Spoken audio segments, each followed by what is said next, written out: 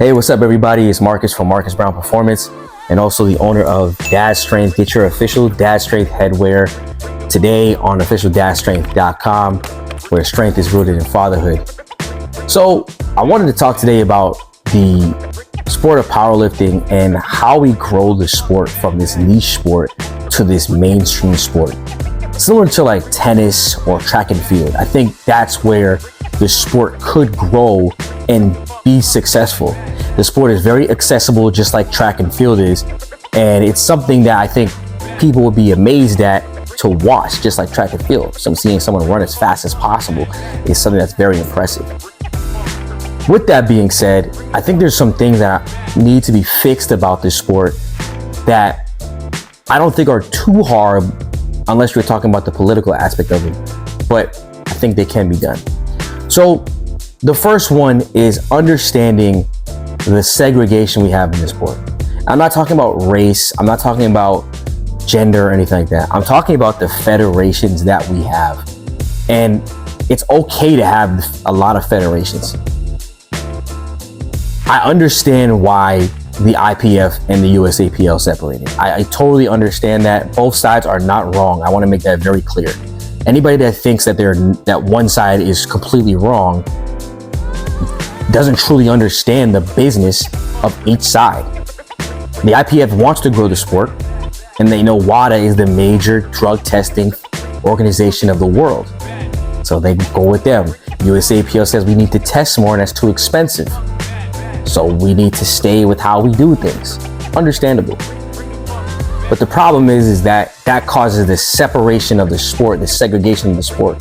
And now we're in a situation where we have a great organization not affiliated with another great organization, and now it's just causing separation. People don't know what to watch. People don't know what's legit, right? So we need one international federation that allows all tested federations in. And that's, I want to clarify, I'm speaking on tested powerlifting, not untested powerlifting. That's a whole different sport in itself, right? So if we look at sports like basketball, basketball has the NBA, they have the NBL in Australia, they have the CBA in China, they have the Euro League in Europe, and there's even separate leagues within the Euro League.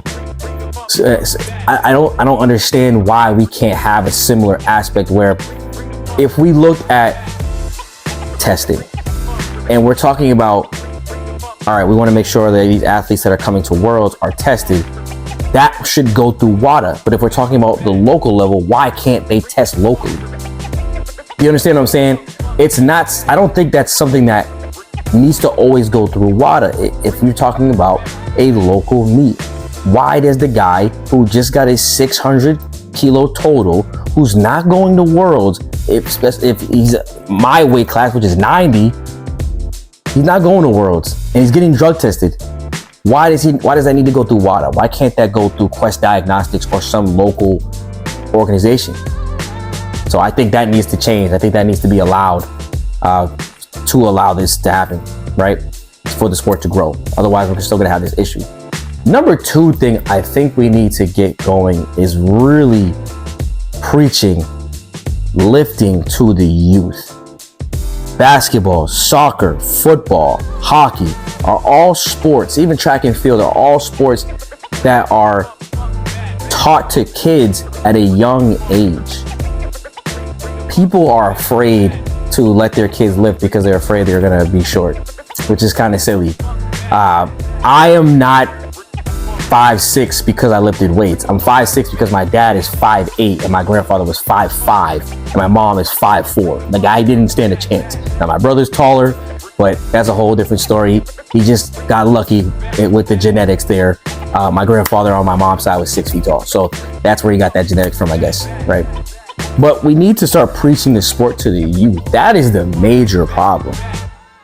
We're teaching it in high school and college and lifting so late in life, when every study shows that lifting is a life skill that you should learn young and will benefit kids young, right? This is why you look at states like Texas and look at the South and why they're so good athletically.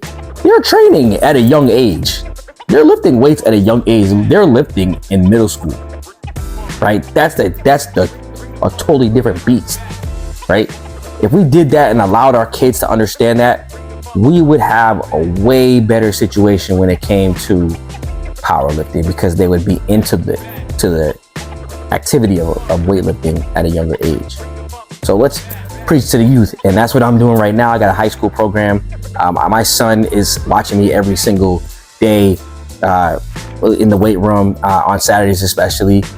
He's watching me in the weight room. He's got his own barbell. I'm preaching to him. I'm trying to get him into the sport, and if that's something he's interested in doing, he's older. He actually mentioned to me, I want to do a powerlifting competition out of nowhere. So hopefully that's something that we can get going.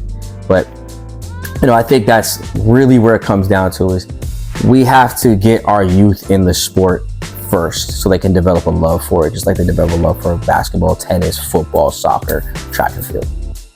And I think the last thing that we have to do is we have to really push our athletes in terms of marketability. I think that we try to, but I think what that leads to is we just don't have the athletes that are like, especially at the top, that really work on the marketability. You do have the Russes and the Crandons that really like focus on their brand, right? But a lot of these athletes tend to be to themselves. And I think if we want this sport to grow, you have to have characters.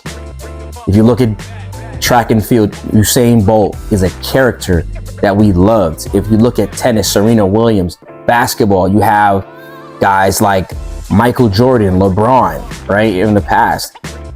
These people are important for the overall connection to the sport. If I don't know who this guy who lifted 800 pounds is, I really don't care. I really don't want to learn more, right? They have to show their faces more. These athletes have to really be out there and pushing themselves. And we have to start developing these partnerships with companies beyond just the powerlifting niche companies. It needs to be a little bit bigger. And that comes with creating characters that people love, right? We need more. There can't just be the few that are popular right now. It needs to be a lot more than that, pushing the brand. But I think those three things are just a start. I think there's way more to it, but what do you think? Let me know in the comments. Thanks for watching the video, and I'll see y'all next week. Peace.